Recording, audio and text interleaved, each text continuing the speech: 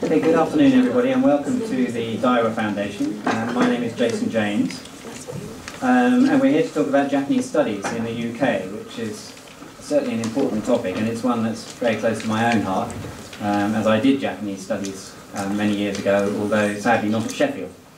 But the Sheffield Japanese department is the largest in the country and is celebrating 50 years, which is one of the reasons for doing this particular seminar at the moment. And at the Daiwa Foundation too, we've had a very close relationship with Sheffield University and its Japanese department. We often welcomed speakers from Sheffield to talk at events here, including at least two of the people sitting around this table. And we've also often taken visiting speakers from Japan up to Sheffield, where the Japanese department has always done an excellent job of getting a good audience for us. And for my sins, I'm on the International Advisory Board for the White Rose East Asia Centre, of which the Japanese department is part. And I also want to mention that Professor Hugo Dobson is a Daiwa scholar.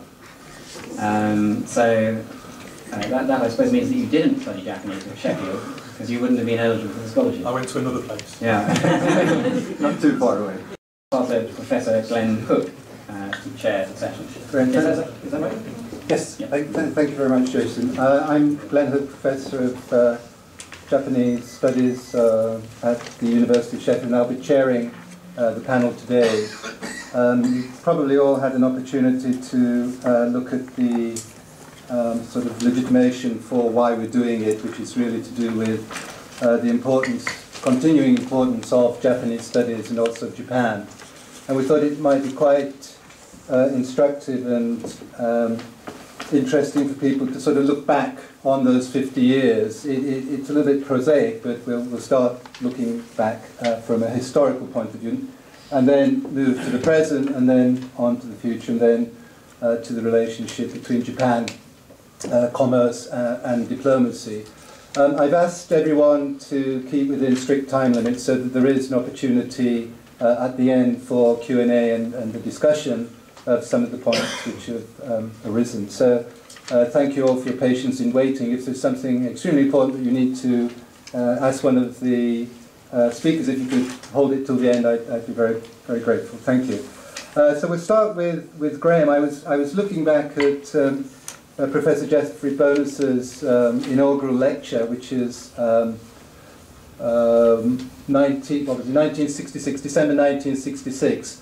And he entitled it "From Japanology to Japanese Studies." I was thinking, these are some of the themes which keep recurring and coming back. So I thought it would be interesting to start with Graham, because he was actually in that environment, employed firstly in 1967 after being a research student at Sheffield in 1966. So we'll start with Graham, sort of looking back on Japanese studies at that period, and then I'll say a little bit about our next speaker thereafter. Graham. Take the floor, please. Well, good afternoon.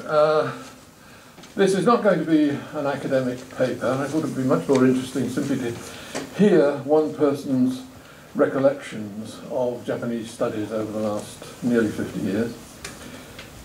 So it's probably going to be a bit like the famous New Yorker cover of the New Yorker's View of the World. I'm glad to see that there are quite a lot of people in the audience who have memories at least as long as mine of Japanese studies, who will be able to amend or add to whatever I have to say. Allow me to start on a melodramatic note, to adapt a famous sentence of George Orwell.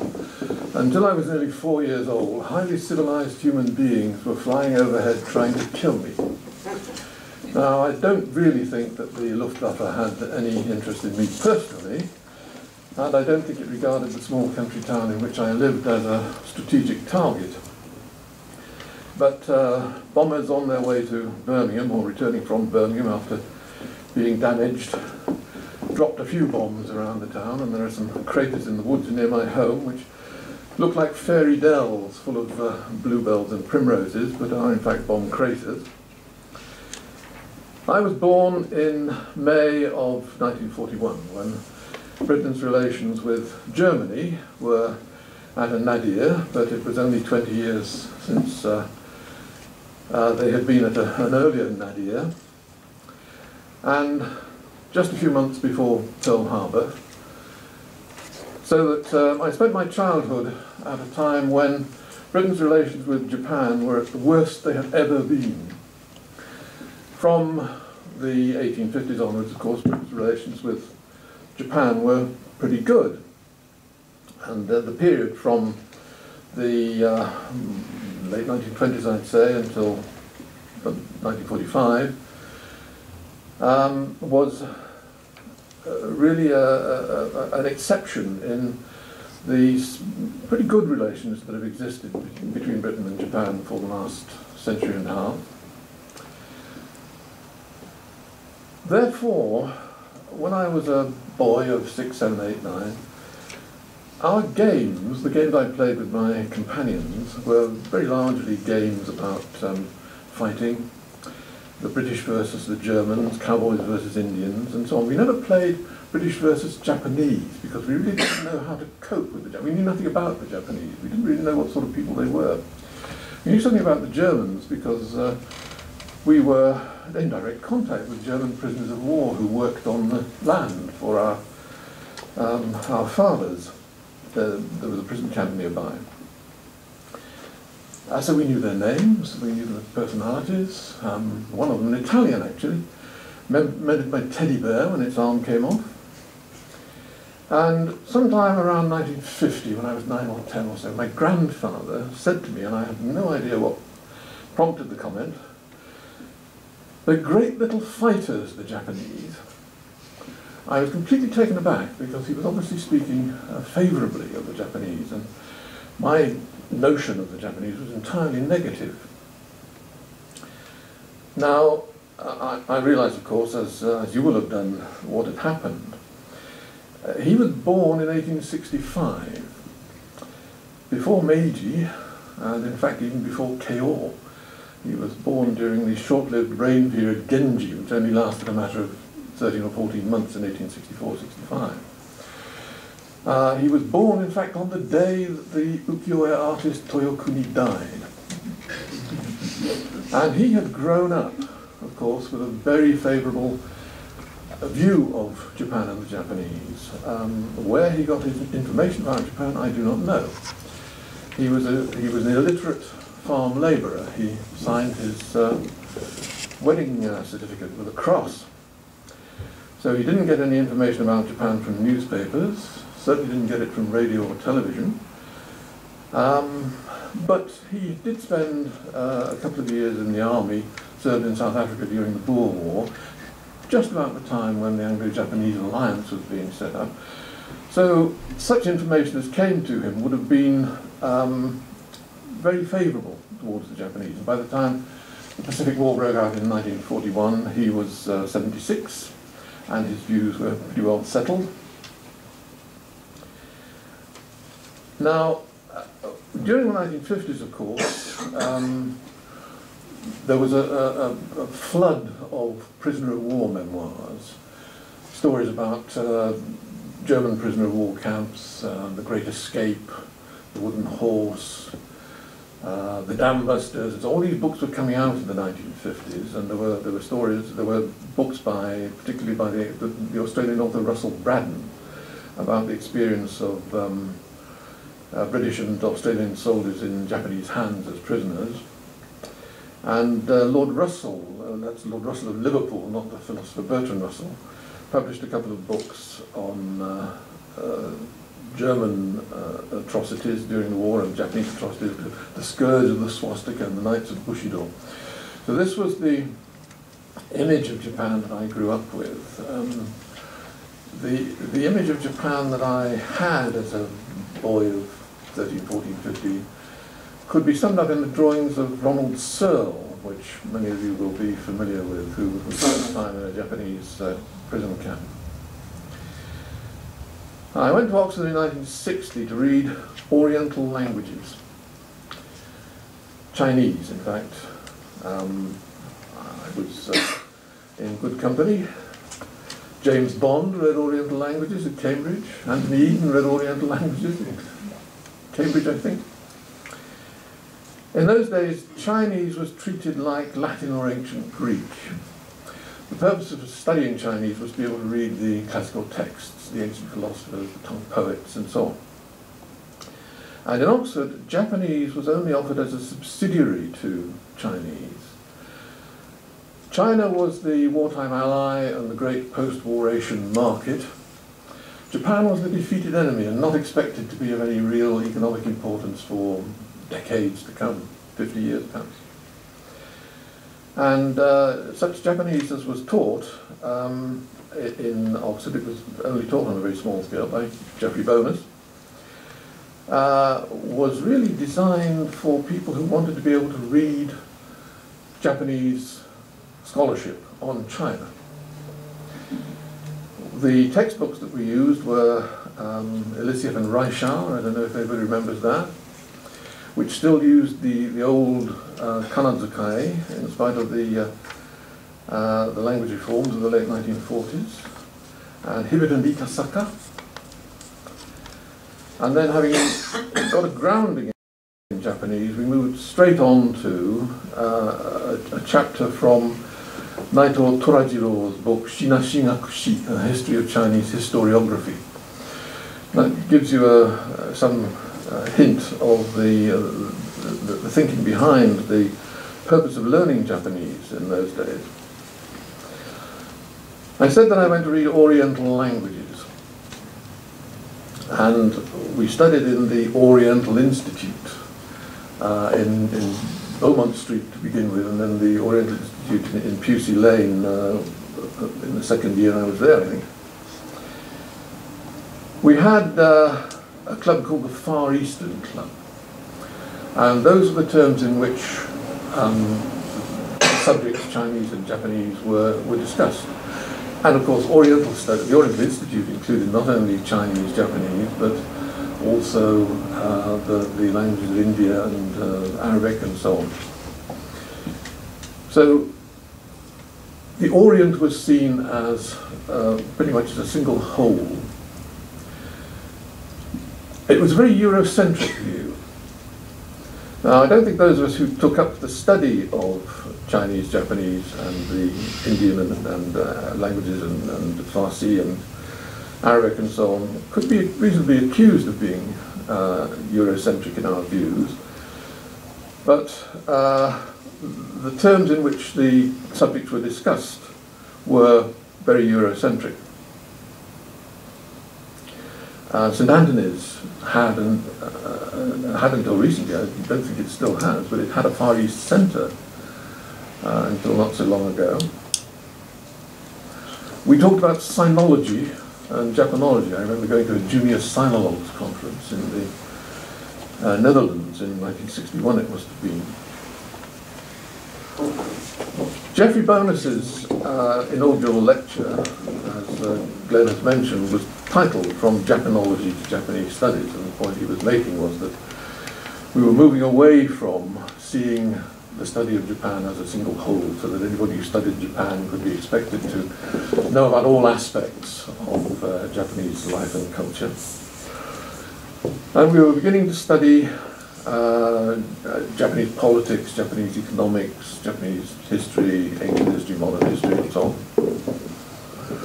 Now, I made a little list of the people who were prominent in Japanese studies at that time, this is in the 1960s. It's probably not complete, but these were the people whom I either knew then or got to know later, who were the leading scholars and teachers in the field of Japanese studies at that time. In Oxford, Geoffrey Bonus, G.R. Story, people referred to themselves by their initials in those days. Dick Story, G.R. Story, author of the Penguin History of Modern Japan. Geoffrey Hudson. In SOAS, W.G. Beasley, Bill Beasley, Charles Dunn, Pat O'Neill, P.G. O'Neill. In Cambridge, Doug Mills, D.E. Mills, and Carmen Blacker. In LSE, Ian Nish. There were others who had been prominent in Britain but had moved on elsewhere. Ivan Morris and Donald Keane had both gone to the USA. Ron Dorr, R.P. Dorr, I'm not sure where he was at that time. I think he may have been in America in the period I'm speaking of. He later, of course, was at Sussex for a long time. Now, these names, of course, are familiar, and if you think about the subjects they wrote about and taught about, they're pretty much all pre-modern. Dick Story wrote about modern history, and he published a book, of course, about the super patriots of the 1930s, the double patriots. Bill Beasley was a historian of 19th century Japan. Charles Dunn wrote about the Edo period. Pat O'Neill was a specialist in Noh drama and classical language. Doug Mills, again, classical language and literature. Carmen Blacker, religion. Ian Nish, modern history. The only person in the group I think who would have described himself as a social scientist was Bondor, a sociologist. But pretty much everybody in the field of Japanese studies at that time was working on pre-modern Japan in one way or another. The Hayter Report came out in the early 1960s and recommended the strengthening of some existing centres of Japanese, it wasn't of course concerned only with Japanese and Chinese studies, but with South Asian and Slavonic studies as well. It recommended the strengthening of some existing centres and the creation of new ones in provincial universities.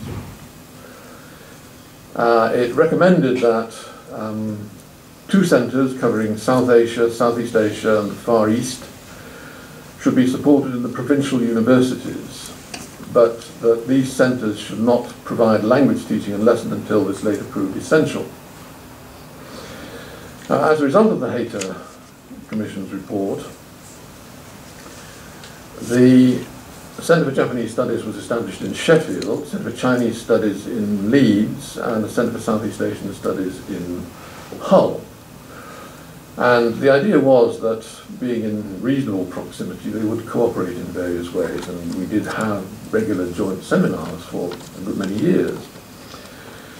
But, of course, the distances are a little bit too great, particularly from Leeds and Sheffield to Hull, to enable proper cooperation in teaching and research. But we did meet regularly for seminars, about once or twice a term. In the 1970s came the Japan Foundation Endowment, which Mr. Tanaka, which was presented by the Japan Foundation to the UK on the occasion of the visit of Mr. Tanaka when he was Prime Minister. And this made a considerable difference to Japanese studies. One thing that it did was to prompt the creation of the British Association of Japanese Studies. Everybody in Japanese studies got together and discussed what could be done, what sort of body was needed to represent the interests of Japanese studies in the use of this endowment. And an organising committee was formed, and the British Association of Japanese Studies was established. And we began to hold annual conferences, and we began to publish the proceedings. The Proceedings of the British Association of Japanese Studies was the title we used for the first few volumes. It's now, of course, transmuted into Forum, Japan Forum.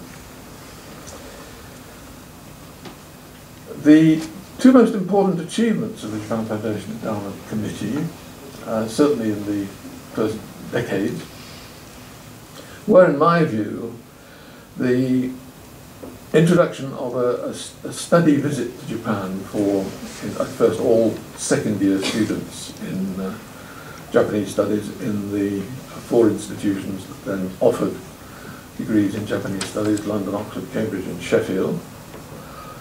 I applied to the Japan Foundation Endowment Committee at its first meeting for funds to send all the second year students to Japan for 12 weeks during the summer vacation, and was given the necessary money. I seem to recall that the total number of second year students in all four institutions in 1975 was the first year I did this. In 1976 the total number was 36. And of course in Sheffield this is the number we get in any one year for Japanese studies degrees nowadays. The second important achievement of the Japan Foundation Endowment Committee was the joint book purchasing scheme. Under this scheme, the universities involved would go through the catalogue of the Ganmando booksellers, tick off those books that they had ordered, and then the residue would be ordered, and it was possible to order every book that hadn't already been ordered by one of the participating universities out of the Ganmando catalogue. Perhaps we didn't order every one, but it was pretty much that. And then these books were distributed among the participating institutions according to the particular interests of the institution. Sheffield used to get mostly social science books because we concentrate on social sciences. We at that time offered only dual degrees combining Japanese studies with the social sciences and a couple of subjects in the arts faculty, history and linguistics. Now these, in fact, were both courses of action which were recommended in the Hager report. I don't recall, in fact, that we looked back at the Hager report and said we must do that, but they seemed good ideas to us at the time, which is why but looking back at the Hager report the other day, I realised that the Hager report had in fact recommended precisely this: joint book purchasing, joint cataloguing, sending students to Japan for study and so on.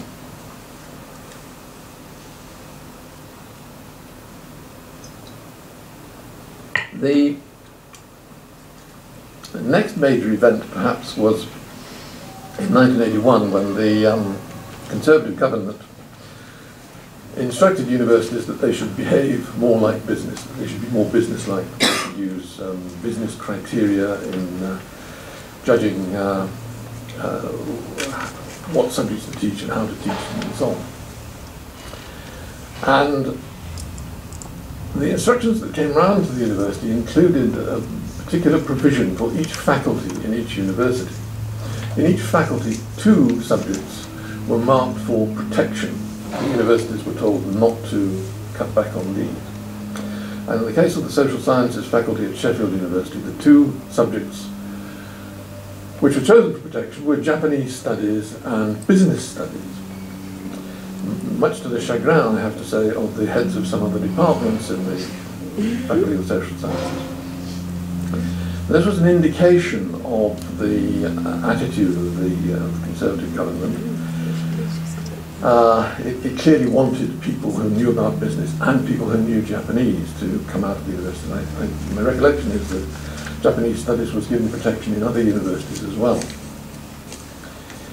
At this time, the numbers of students involved as taking degrees in Japanese studies were increasing in all the 4 universities that offered full degree programs, and other universities were beginning to offer not perhaps full degree programs, but Japanese studies at some level.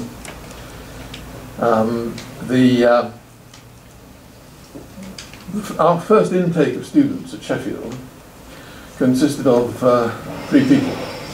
And I'm delighted to see that 33 and 30%, all our first intake of undergraduates is or are present in the room tonight in the form of Angela Davis. The other 2, I must give them a name check, were Andrew McCall and Linda Siegel.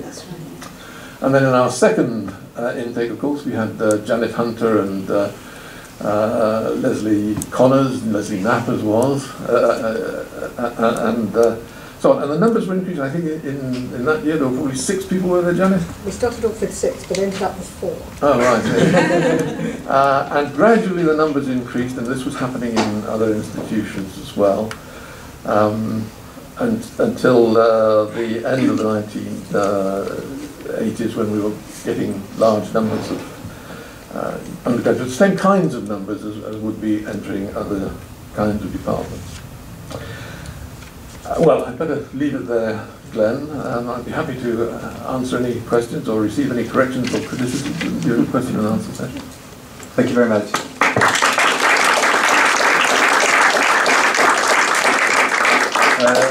Thank you. Grant didn't say it, but of course we were really talking mainly about British people teaching in British universities. Globalization, of course, is a long trend, but it wasn't really affecting the recruitment of Japanese studies. Whereas you can tell from our next speaker, Mark Pendleton, who's just finished a couple of years ago his PhD from Melbourne University in Australia, recruitment in Japanese studies is something that happens at the global level, and you just go for the best people who are available, irrespective of their nationality. So we're delighted to ask Mark to speak next on the present. Thank you. Thanks, Glenn. I wanted to begin with just a little bit more context, as I feel a little bit out of place amongst such esteemed company on the panel here and the faces I do recognise in the audience. And this feeling of being a little bit out of place is partly to do with being still a new transplant to the UK, but also a relatively new arrival in the community of Japanese studies scholars. So my doctoral training is in social and cultural history, which I undertook in Australia, with periods in Japan and the United States on research fellowships, before finishing, as Glenn mentioned, in 2011. And this built on an undergraduate degree, very similar to the ones that we run at Sheffield, in Asian and International Studies, where I majored in Japanese. And I've been fortunate to spend about 6 years of my life living in Japan, starting at the age of 17 as a high school exchange student, and then continuing in fits and starts to the present. So, with that, I guess, a bit of a background about me and my relatively recent arrival in the United Kingdom, and with Japan being a core part of my life since my teens, it comes as a bit of a challenge to be asked to answer the question, why Japanese studies here and now? But despite my hesitations, I'm going to attempt to go a little bit beyond my instinctual response, which is simply to say, why not? That doesn't quite cut it with their parents, most of our students at Open Days, and I'm sure it's not what you've come to hear today. Okay, there's no greater insult to many historians than being described as a presentist. While all historians are committed to archival rigour and historical truthfulness in their work, albeit with a range of different interpretations of what that might mean, the discipline has often been divided between those who see their role as simply explaining what happened in the past and attempting to avoid present ideas and values tainting the perceived understanding of that past, and those who argue that history has an additional purpose of providing some kind of touchstone for present concerns. But whichever side of that debate one falls on, it's hard to question, I think, that the present in important ways influences the past and vice versa. The future, on the other hand, is something that historians have rarely engaged with. Notions of imagined futures and utopian or dystopian visions have been much more the preserve of philosophers and literary scholars. Regardless, at least for new scholars like me, how we imagine the future is an inevitable question, at the very least on the scale of our own lives and careers. And perhaps it's appropriate then that I've been asked to talk about neither the past nor the future, but that most awkward of temporalities, the present. How does one grasp the fleeting now in a field as disparate as Japanese studies? I'm going to suggest, after recent trends in my field of history, that a way to approach this may be by thinking about the historicity of Japanese studies. And what I mean by this is to think about the forms that Japanese studies takes now, in this particular historical moment, how these have emerged from particular historical circumstances, and where these may be leading. If I may borrow a term from a much smarter historian of Japan, someone who's based in Australia, Tesamura Suzuki, I'm interested in drawing out a chain of relationships between past, present, and future for the study of Japan. So in the few moments I have today, what I want to do is look back at the foundations of the department, which Graham has already given us a good introduction to, move rapidly up to the present by thinking briefly about the contemporary state of the field, particularly here in the UK, and before concluding with a hint of perhaps where I think the future lies for those of us who remain interested in Japan as a subject of research and teaching. And that's going to be based in my admittedly partial experiences. But as a good historian, when Glenn asked me to prepare a talk for this event, I went to the archive. And perhaps unsurprisingly for those who've spent any time at institutions like universities, we have a university archivist. And a quick email to this person who performs a very thankless but important job was responded to with, yes, there were multiple folders about the origins of the Centre for Japanese Studies, and they could be delivered to the reading room at the Western Bank Library within an hour. Where would we be without research, librarians and archivists? And in amongst the myriad of carbon-copied letters from vice-chancellors and the like, who it must be said were not very interested originally in hosting an area study centre at Sheffield, despite how it turned out, were a couple of items I wanted to talk about today. The first was a letter from the then director of the School of Oriental and African Studies, Sir Cyril Phillips, dated the 14th of May 1962, in which he was responding to requests to help Sheffield acquire potential future teachers with advanced Japanese language skills. He wrote to the Sheffield Vice-Chancellor, agreeing in principle to provide the appropriate assistance, but asking, and I quote, "in which discipline you would wish to have a man trained." Now, looking at the composition of the panel today, one might think not much had changed in 50 years in terms of who gets trained in Japanese studies.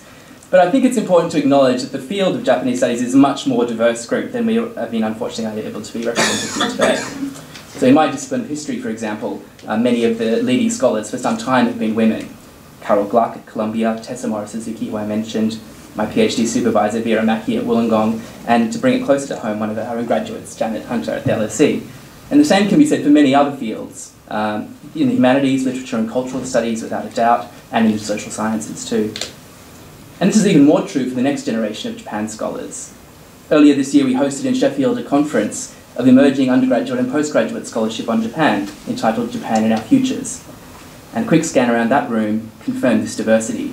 18 of the 34 presenters were women, and the attendees came from a wide range of institutions, the obvious strongholds of Sheffield, SOAS and Oxford, but also further afield, Northumbria, Nottingham and Lancaster. My point is simply to acknowledge this panel does not, and really cannot, fully represent the growing breadth and diversity of who does contemporary scholarship on Japan. With that acknowledged, I want to move on to a second document I found in the archive. And this was the original flyer used to promote the new undergraduate Japanese studies degrees, which were due to begin, I believe, in 1965. 66, sorry, 66. So the flyer, I think, came out in 65, though. So the flyer was printed in a simple sans serif font in black on a very historically appropriate shade of brown. You remember the flyer? Yes. It bore the slogan, "Japanese Studies, New Degree Courses for the World of Today." Now, I'm sure that the University of Sheffield's award-winning marketing team would shrink in horror at the idea of any flyer being printed on brown card now. But the slogan used back in the 60s, I guess, has some kinds of similarities with the kinds of messages we use to attract new students in 2013. Although there is now a tone of urgency that was perhaps not so necessary in those early years of the post-war economic miracle. Back in '64, the text was simply, if you're interested in modern history, geography, economics, or economic history, and also have an aptitude for a language, ancient or modern, you may wish to consider the possibility of reading one of the following dual subject courses. And then it went on to explain the Japanese dual honours degree, which Sheffield was a pioneer. Now our departmental website starts with the following. Given the often negative reporting on Japan, especially on the long-term economic recession since the 1990s, or the triple disasters of 2011, you could perhaps be forgiven for writing off Japan as a global player. Oh dear. It does, however, continue, all right? This is a mistake, okay? Still the third largest economy in the world. In the long term, Japan will remain key to the long-term prosperity of the Asian region, and it's likely to redefine its political role in line with this reality. And it then goes on to talk about culture, history, literature, and all the other things that might flesh out a well-rounded Japanese studies degree.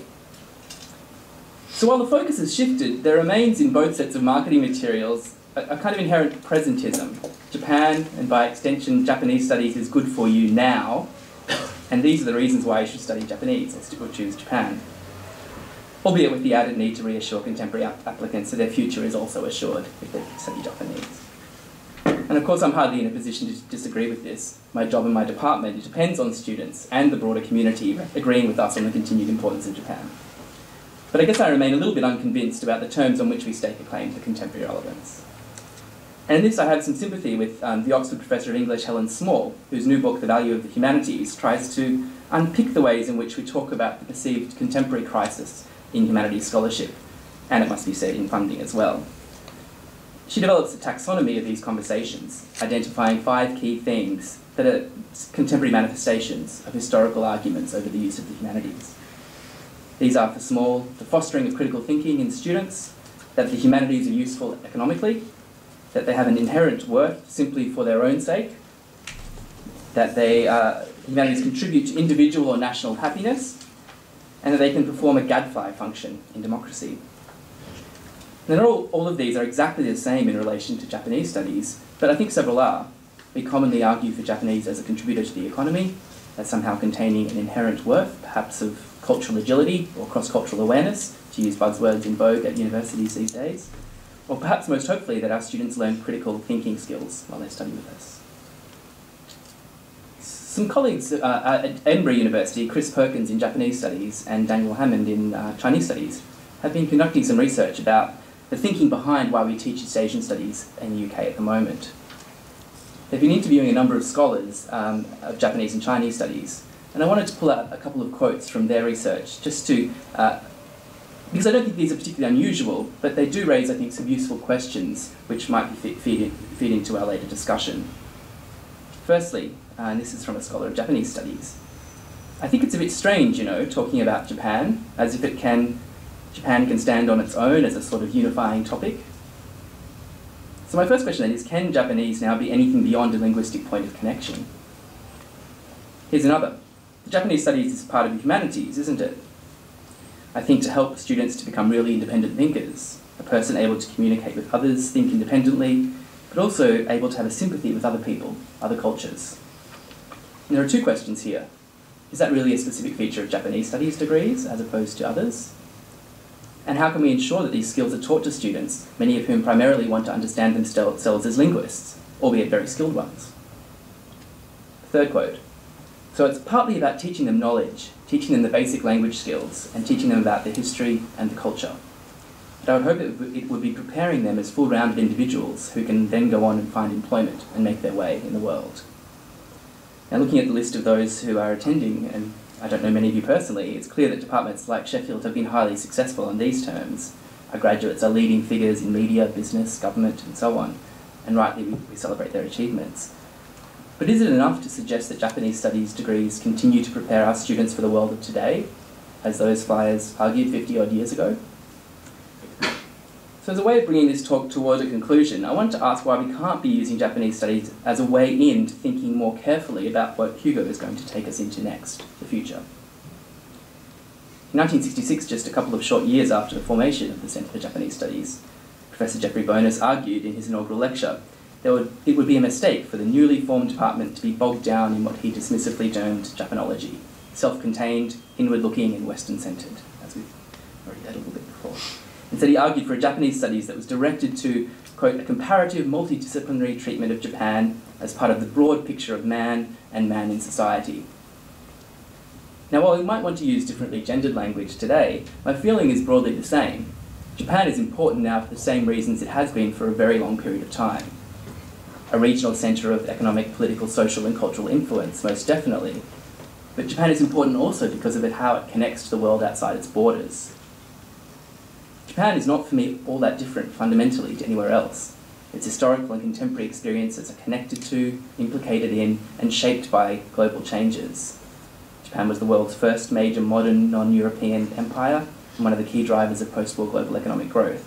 It remains a major player in international diplomacy, a cultural superpower, the leading country dealing with radical demographic changes that here in Europe we're going to have to deal with in coming decades. It also has communities experimenting at the sharp edge of responses to human-driven climate change. So it seems to me as if the only people really who question the importance of these features of Japan for understanding our contemporary world and how we imagine our shared future are those of us who worry perpetually about the future of Japanese studies. So let me just give you a couple of examples from my recent personal experience to hopefully serve as indicators that we should at least have the confidence of our own experiences to move out into the world with the knowledge that people outside of our own small circles continue to think that Japan remains important. First, I was recently asked to join the editorial collective of one of the leading journals of academic history, History Workshop Journal, which ranks 5th out of 69 journals in last year's citation rankings for history. The journal famously emerged from the History Workshop movement that some of you may be familiar with. which radically transformed how history was done, both in the academy and outside, with a stronger focus on everyday lived experiences of regular people, what came to be known as British social history, or history from below. Now, I don't really know what my appeal was for the existing editors, but I suspect it was twofold. As someone who is perceived as younger than some of the other editorial collective, some of them maybe thought I would be more familiar with technologies of blogging and social media.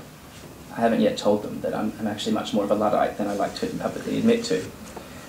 Perhaps more importantly, one of the editors specifically said to me at the time that they thought it was important for the journal's future to have an editor who could read Japanese.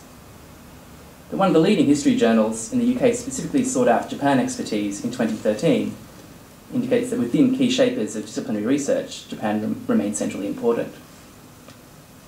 And second, the Arts and Humanities Research Council currently has a priority research area called Care for the Future, Thinking Forward Through the Past, which is aimed at generating new novel understandings of the relationship between the past and the future, and the challenges and opportunities of the present through a temporally inflected lens. I was fortunate to be part of a small exploratory grant under this scheme with colleagues from Aberystwyth and Glasgow universities. And this project focused on Hashima, also known as Gunkanjima, an island off the coast of Nagasaki, which was formerly the entry point to a Mitsubishi-owned undersea coal mine. It was abandoned in 1974, is now a popular ruins tourism destination, and just recently was nominated by the Japanese government for UNESCO World Heritage status. That exploratory grant was led by a performance studies scholar and included a geographer, a visual artist, and a geologist, none of whom had previous Japan experience, but could see in the development of their research interests the importance of this particular site for their interests for research. The exploratory grant has also formed the basis for a much larger proposed research bid that connects Japan into a global research project on islands as sites of temporal experimentation. And this includes the new Vere Harmsworth Professor of Imperial History at Cambridge, Alison Bashford, as well as other collaborators on 3 continents. Japan then is central to interdisciplinary conversations that are happening now in the UK and around the world about how we understand human relationship to historical time, to ideas of history and heritage, as well as to processes of imagining our collective future from the moment of the present. Now, naturally, I hope that the AHRC recognises this and continues to support the work we began in Japan. So to conclude, as a somewhat marginal geographical area of focus here in the UK, it seems clear to me that Japan will always exist somewhere on the edges of teaching and scholarship. Despite this, I think the future for our field is positive.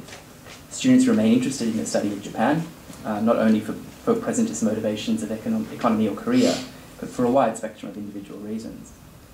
Our graduates also continue to develop exciting and varied lives once they leave our institutions.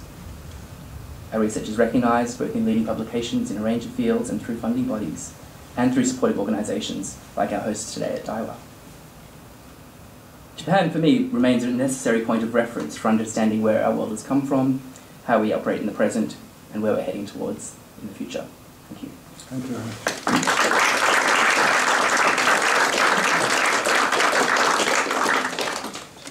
Thank you. We'll move next to Hugo's presentation on the future.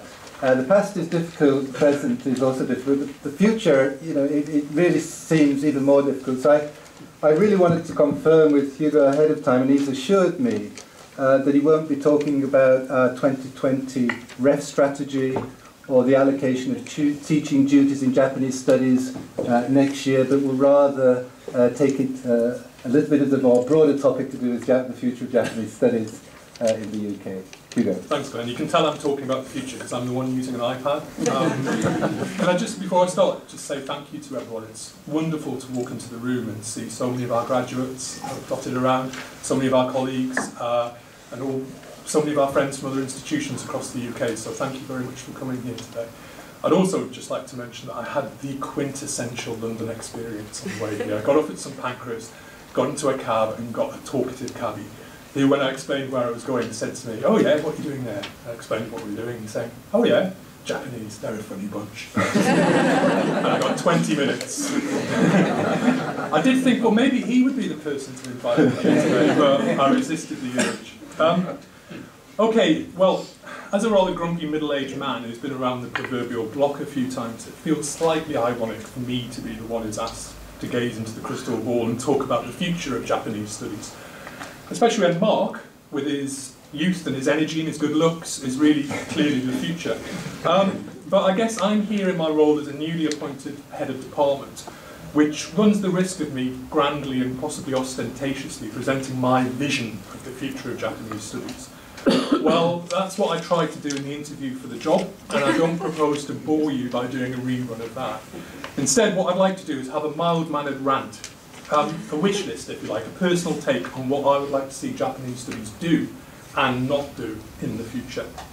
But before I get down to business, it's probably worth just saying something about my background so that my biases are in the open, are clear, and you can readily pigeonhole me. I originally studied international history and politics at Leeds University, staying there to graduate, staying there after graduation to take a master's in modern international studies.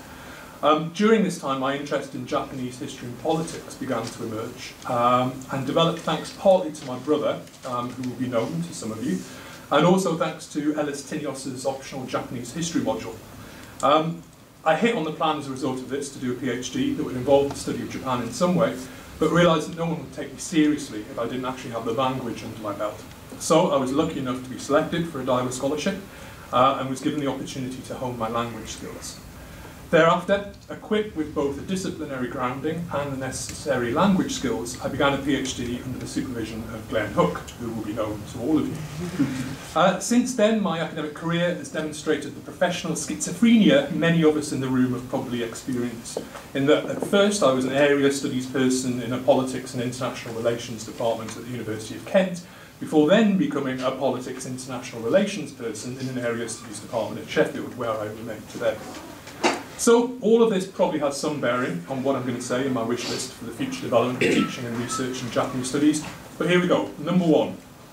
I'd like to get this one off my chest first of all. Could we please have a moratorium on conferences and workshops entitled Why Japan Matters, or the slightly more paranoid, Does Japan Still Matter? We at Sheffield have been guilty as anyone of indulging ourselves in this, but I can't think of another discipline or another group of area studies scholars who are as introverted as Japanese studies scholars. American studies or European studies scholars are confident in the relevance of what they do. I very much doubt that Chinese studies scholars stay awake at night nursing doubts about their relevance as Confucius Institutes spread across the globe. Yet Japanese studies seems caught in a Groundhog Day of constant introspection. Everyone in this room knows that Japan continues to matter, even in difficult economic times. Prospective students know that Japan matters as applications continue to rise year on year, despite the received wisdom that the attention has shifted to China. Applications have bounced back from the introduction of 9,000 feet last year. Various user groups, more of this later, are keen to understand Japan through our research. So please, can we get over ourselves? Can we stop the self-flagellation, stop the navel-gazing, and get on with the business of teaching and researching about Japan? That's my opening counter. Number two, can we focus less on just Japan and more on Japan in the context, the regional context of East Asia? It's very rarely the case these days that we have only centres of Japanese studies in the UK, or anywhere for that matter. Rather, we exist in departments or schools of East Asian studies. Cooperation between the countries of region that in recent history has displayed very little cooperation is crucial not only to our survival as departments, but also ensuring that we get out of our academic silos and begin the process of countering the accusation that we're too focused on researching one country's experience at the expense of generalisable findings.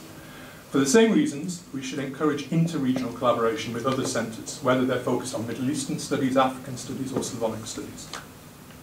3. Building on this, could we focus more on cross-cutting themes, important challenges that face us all? One challenge that faces us in East Asian Studies Department is what I personally have called the Lockyer dilemma. Is Angus here? No.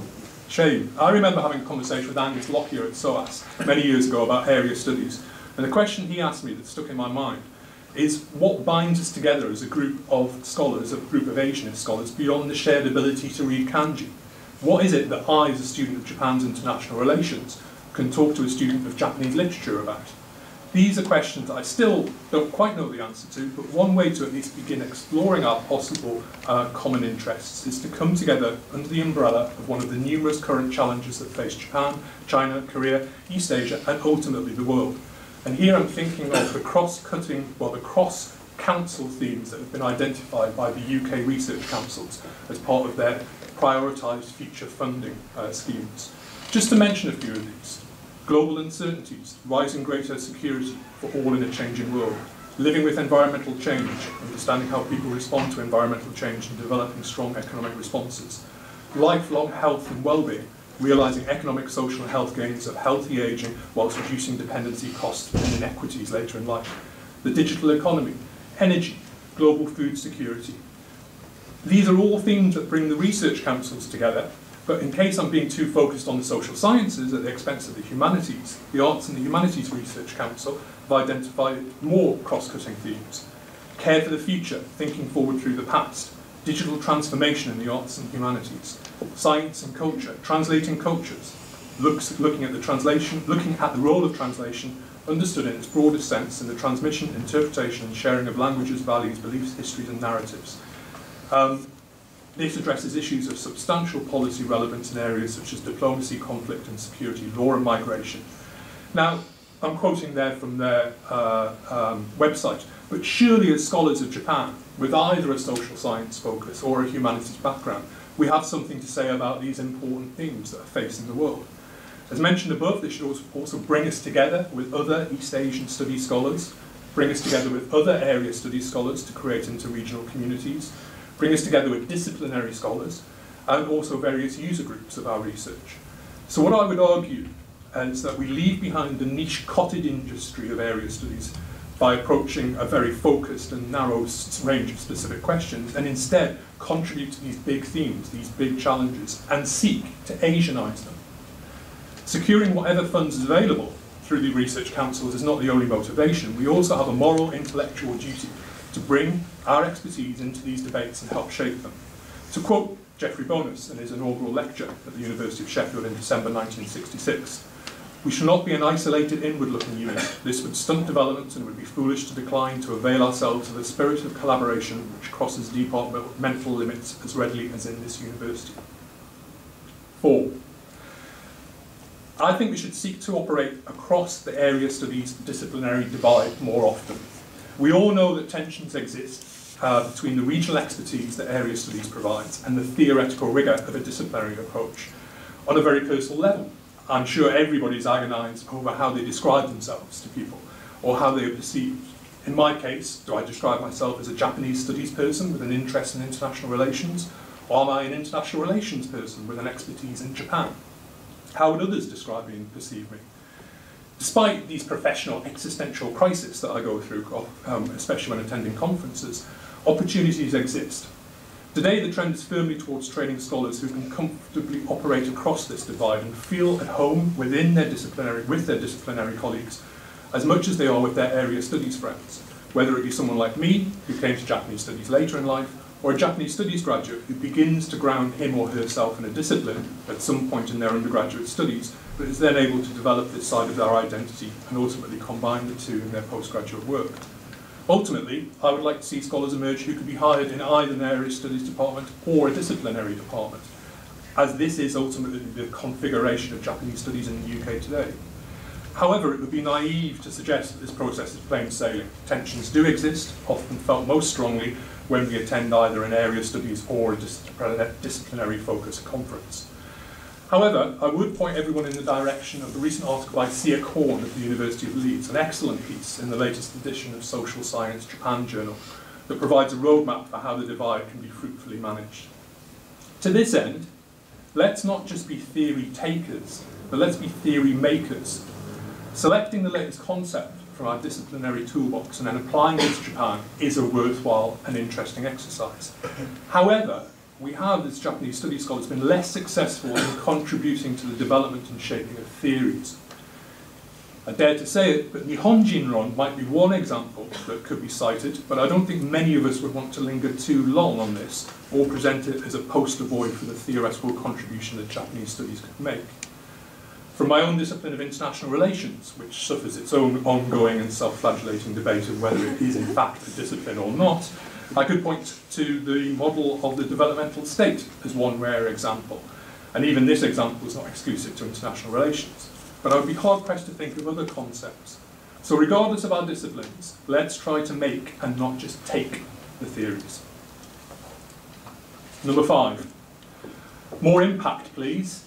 For those who've not had to grapple with the paperwork involved in the current research excellence framework process, demonstrating impact is the issue that's dominated a lot of our energy and thinking recently. In other words, what I mean is, what influence does our research have beyond the confines of academia? This question was brought home to me recently in an interview with Radio Sheffield over the summer, when after waxing lyrical about the 50th anniversary of the School of East Asian Studies, what an important resource this was that made the University of Sheffield a special place, I was asked, always the most penetrating of questions, so what? How Japan and the study of it mattered to the people of Sheffield and South Yorkshire. So the influence of what we do should be evident in public understanding of issues or a country. Should be evident in the policies of national or local government, teaching techniques in schools, or the cultural life of the nation, to mention but a few. Now, this requirement to demonstrate impact was sprung on universities halfway through the current REF cycle. So academics have been scrambling around retrospectively to try and identify the impact of the research that they've already undertaken. At the same time, though, impact is not going to go away, and changes in behaviour are clearly evident amongst academics. This process raises questions for some who regard collaboration with government, for example, as compromising their academic integrity and freedom. Although not so related to the current impact agenda, many of us in the room had strong reservations about Nichi Bunken, its links to Prime Minister Nakasone and its nationalistic leanings. However, there is a clear difference between government interference in academic activity and government desire to benefit from the knowledge produced by area studies scholars. In fact, a case could be made that impact has been at the heart of the development of Japanese studies over the decades, whether it be the impact that scholars like it had on the American occupation of Japan, or Douglas McRae's brief article of 2002 in Foreign Policy, the one entitled Japan's Gross National Cool, has had the impact this has had on subsequent Japanese government's soft power initiatives and cultural diplomacy. In short, impact is going to be part of our professional and academic lives in the future, so we should embrace it, recognise the strong examples that exist of impact within our field, and begin to go on the academic offensive. Ultimately and surely, it is self-evident that activities such as foreign policy, international trade, or cross-cultural communications depend on area studies expertise. 3 more to go. Number 6. Language as a means, not an end. Let's not forget that language teaching is at the heart of what we do and is of crucial importance in terms of employability. However, we need to stress to ourselves and especially to our students that language learning is not an end in itself and is rather a tool in order to get on with the study of Japan, the region, the cross-cutting themes I've mentioned, and the theoretical considerations all outlined above. I'll stop with that and move on to number 7. This is a plea to the government and not the Japanese studies community. Could we have a bit more strategic joined-up thinking in terms of area studies provision in the future? Initiatives like the language-based area studies scheme provide wonderful opportunities to build capacity and inter-regional communities, but it would be a shame if they were to suffer from the same boom and bust cycle of investment in area studies, and especially Japanese and East Asian studies, that has existed in the past. I told you this was going to be a grumpy middle-aged man rant. 8, last, and probably most naively. Could we try to make Japanese studies less London-centric? No disrespect to our hosts, and I know there are obvious reasons, but a celebration of Sheffield School of East Asian Studies comes to London to do it. Could we look for new opportunities to move Japan and East Asian studies across the country? And I'm not just talking about London-based institutions trying to embark on a national roadshow or a program of outreach. Clearly, the White Rose East Asia Centre and the National Institutes for Chinese and Japanese Studies, as the name suggests, have a key role to play as an engine for this. So that's it. My hopefully mild-mannered rant, my wish list for the future of Japanese studies. After reading back over many of the lectures and presentations given by Jeffrey Bonus, the founding professor of Japanese Studies at Sheffield, I realised that much of what I'm saying is in many ways old wine in new bottles. An emphasis on disciplinary concerns, cross-cutting themes, inter-regional studies, moving Japanese studies north of the Watford Gap. These were all part of Jeffrey's view of Japanese studies. Equally, I don't claim any ability to be able to read the rooms, and like many predictions in the social sciences, I may well be here in a few years gazing back into my navel and lamenting what did and didn't come to pass. However, at the very least, I hope I've touched on some issues that we can pick up for discussion later. Thank you very much for listening. Thank you. Thank you very much, Hugo. We'll now move on to David Warren, who's the former ambassador to Japan and has recently joined the University of Sheffield as visiting professor. He's going to touch a little bit more on the links to commerce and diplomacy. I was looking back through, and it appears that Charles Fisher, who was a first director of Japanese studies before Jeffrey, had this strong link with Japan. And also we've had others who've gone on to ambassadorial positions in Japan. And we've got this link now again with a link with Japan and a link with the University of Sheffield. David, thank you. Glenn, thank you very much, and thank you to everybody for being here this afternoon, and thank you for including me in this very distinguished forum. I'm not a scholar of Japanese. I would describe myself more as a practitioner of Japanese. I was not, by training, a linguist at university. I'm a humanities scholar. I read English at university. But when I joined the Foreign Office in 1975, I took what was then called the Hard Language Aptitude Test, maybe it's still called the Hard Language Aptitude Test, and discovered to my surprise that I had an aptitude for a hard language. And I was invited to choose from a list of languages, which Japanese was one, and I chose a number of languages. And in my immature state, because I had really, as most young people in those days, no clear sense of how I wanted my career to develop, I chose languages which were literary rather than vernacular, so that there was a sense of literary scholarship as well as languages which would be used in everyday life. And I chose Chinese, I chose Japanese, I chose one or two other languages, and the Foreign Office in their wisdom selected Japanese for me, and the rest is more or less history. I studied under Charles Dunn and Pat O'Neill at SOAS, and then, as the flyer says, served 3 times in the embassy in Tokyo in the 70s, in the period when the image of Britain was still very much one of éco-couture, in the 1990s as commercial counsellor, at a time when the lost decade was just beginning, but British trade and investment was still continuing to boom in Japan, and then as ambassador for the last 4.5 years, up to the end of last year. And indeed, as ambassador, I was struck that I was serving for the 3rd time in Japan in an environment where I felt that there was an extraordinary, not just an extraordinary sense of self-doubt, because as everybody in this room will know, we've lived through a period of profound self-doubt in Japan, which has begun to come to an end with the rise of Abe and Abenomics this year, but also a sort of reversal of the internationalization which we had all seen in the boom decades of the 80s and even continuing into the 90s and the Koizumi period. Fewer young Japanese were traveling and studying abroad. There was more of a sense of doubt, and despair is not too strong a word, among the commentators, economists and politicians whom I gathered around the embassy table to talk to visitors about what was going on in Japan.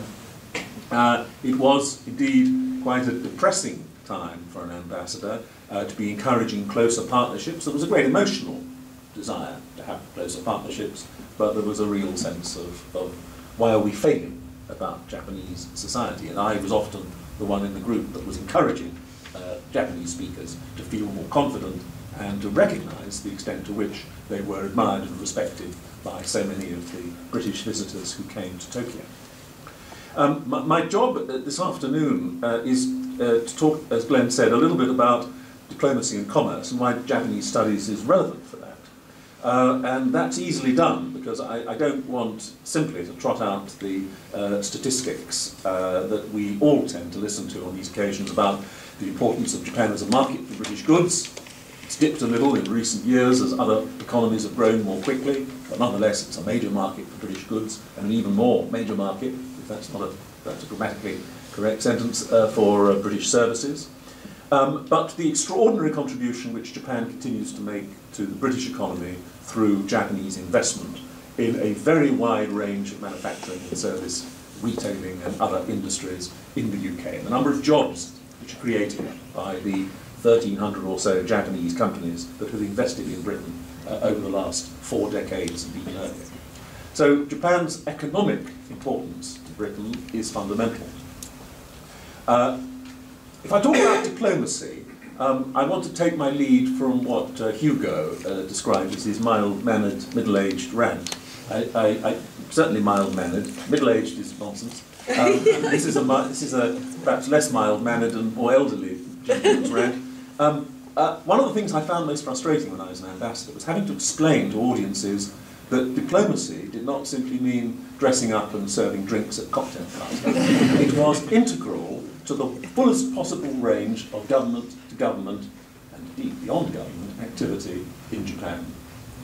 And if you measure Japan's importance in terms, in very simple terms, of the senior visitors that we had from Britain to Japan while I was ambassador, the Prime Minister, Foreign Secretary, the Chancellor of the Exchequer twice, the Business Secretary, the Defence Secretary twice, because he came as Transport Secretary as well. We had an extraordinarily wide range of very senior ministerial visits, and a massive number of junior ministerial senior official visits. And the reason why we had so much government-to-government contact was because in so many ways, so many areas, Japan, what Japan is and does, is integral to the objectives and the interests of the British government, whatever party forms the British government. This covers a wide spectrum of activity. It is well beyond the Foreign Office, although of course the political relationship is a very warm and strong one. We are like-minded, we vote almost entirely along the same lines of the United Nations. That's a test of our like-mindedness. We would like to see Japan as a permanent member of the Security Council, though that's not likely to happen anytime soon given the problems with Security Council reform.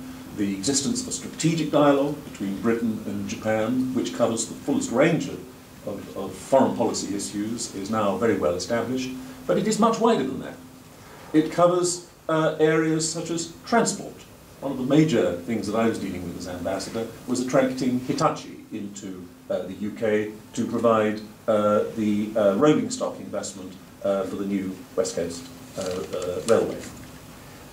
It covers areas such as international development. Japan is one of the world's major aid donors.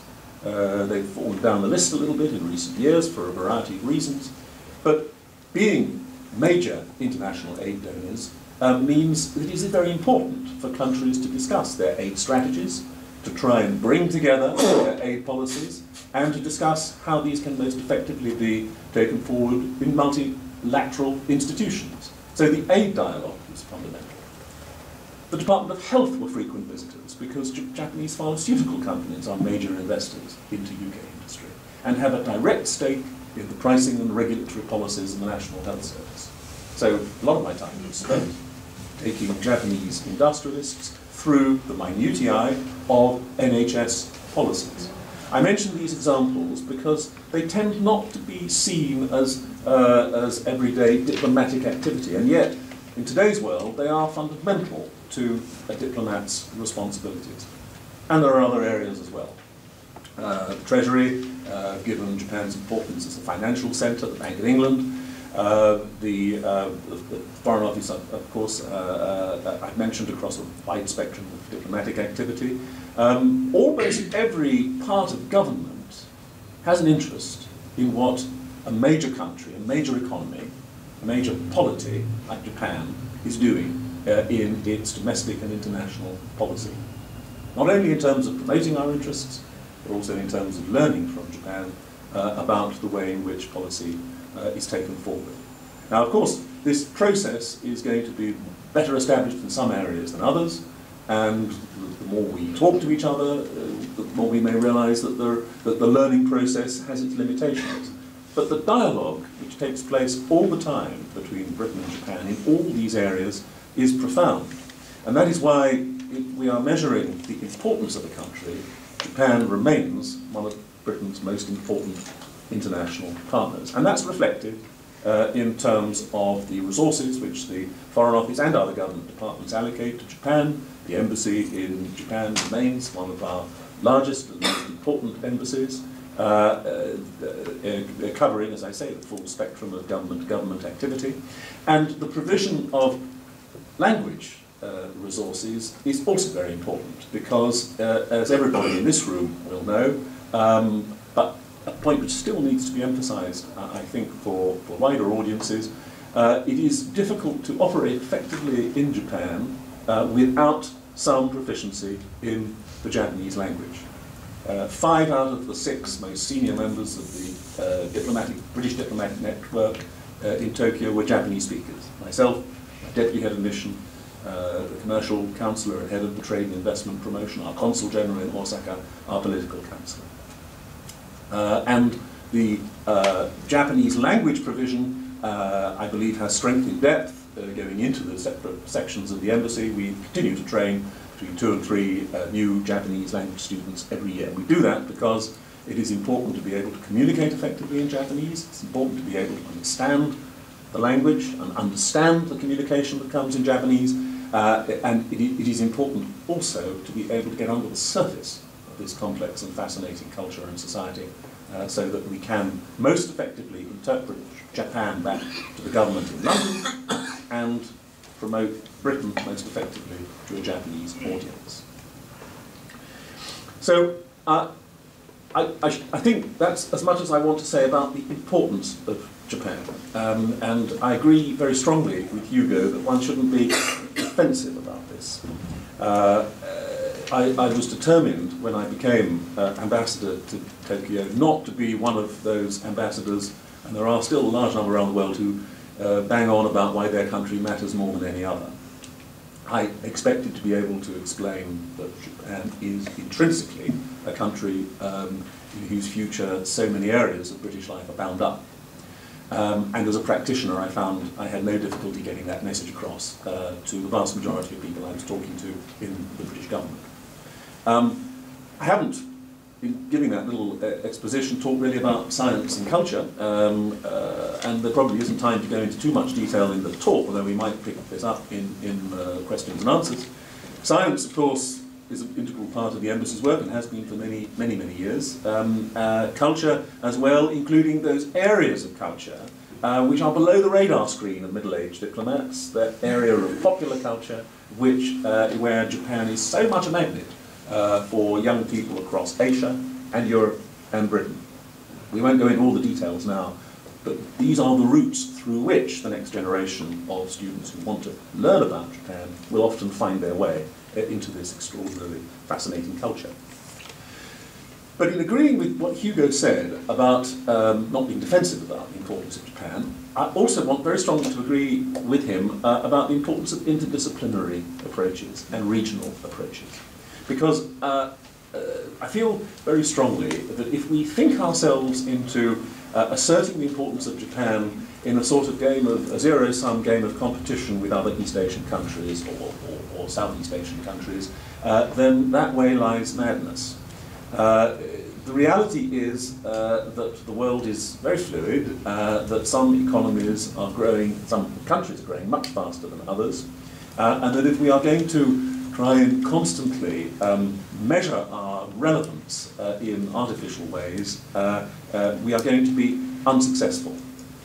After a period in which Japanese studies has dipped, we're now beginning, I think, this year, if I'm reading the runes correctly, to see an uptick in the number of people wanting to study Japanese, and that's very healthy. But they're doing this against a background of increasing regional tensions in East Asia, and an increasing emphasis on those interdisciplinary and thematic areas which Hugo listed, and which lie at the heart, I think, of much of what the Sheffield department is focusing on, which bring together different countries and different areas of academic discipline. I'm not, despite Sheffield's kindness in conferring the title of visiting professor on me, I don't feel academically qualified to talk authoritatively about these areas, but I do see that the future lies in bringing as much together and synthesizing as much as we can of these different areas of study so that the relevance of Japan and Japan's relations with other East Asian countries becomes much clearer. And this is a difficult process because this, I hope, is not too challenging a point. Japan is a difficult country to position for a non-specialist audience in the UK. it may indeed be interesting, be easier in some other countries. Mark didn't mention in his presentation the emphasis which the Australian government, the previous government under Gillard and Rudd, have been given to the importance of learning Asian languages and this interdisciplinary approach. It's understandable that because of the regional focus there is going to be that much greater focus from Australia than it might be from a European country, but nonetheless I think that that's at the heart of how Japanese studies should be positioning itself. And positioning Japan is difficult. Japan is in many respects, in social terms, business terms, still a monoculture. It's turning away from its inward-lookingness over the past few years with this recent injection of confidence with Abenomics, and that's healthy. Not so healthy if it tips over into mindless nationalism, but nonetheless it does represent a basis for us to work with. But it is still difficult to attract the media to think about Japan. I was talking very recently to a very senior journalist who said he found it impossible to sell a story on Japan to his editor. He said it's impossible. Firstly, it's not perceived as a country which is commandingly relevant, and insofar as it is, it's perceived as a country which is very difficult to understand, and there are easier things to talk about and more immediate problems to talk about, so Japan will fall down the list. This is, I think, not unique to the UK. It is still a difficult country to position in terms of explaining to economic practitioners why Japan appears to defy the rules of gravity in terms of its economic policy over so many years. I still feel that we pick up a lot of frustration from some commentators on Japan who lack that basic knowledge of how the Japanese economy works, that Japan seems not to obey the international rules on how the economy should develop, and therefore presents a very difficult area of analysis. There's a sort of frustration in some international commentary on Japan, which stems from the difficulty which we have had over many years in helping to position Japan firmly within a broad understanding of international diplomacy and the international economy. So while I'm optimistic on the basis of the terms in which the future of Japanese studies has been discussed, I'm cautious, and I would like to challenge some assumptions around the table of just how easy this is going to be as measured in people's recognising that Japan needs to be interpreted robustly against a more regional sense of Japan's importance and with a more detailed understanding of how Japanese society and Japanese economy and Japanese politics works. I think, if I may, Glenn, I'll leave it at that point and we can pick some of these comments up here. Thank you very much indeed. Thank you.